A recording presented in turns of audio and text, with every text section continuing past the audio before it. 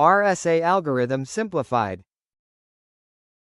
What is it? Asymmetric cryptography. RSA is based on asymmetric cryptography. This means we use two different keys: a public key that anyone can see to lock, encrypt, the message, and a private key that only you have to unlock, decrypt, it. It's like a mailbox where anyone can drop a letter in, but only you have the key to open it. Step 1. Pick two large prime numbers, P and Q. P equals 6 and Q equals 7.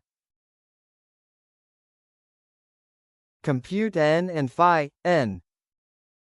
P equals 6 and Q equals 7, so n will 42. And phi, n, will be 30.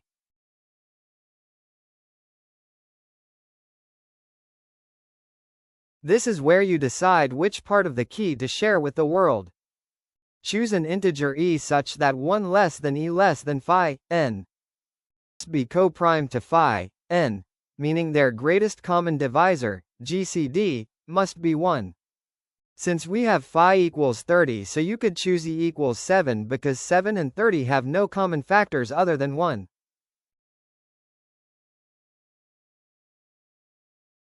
Our public key is 7.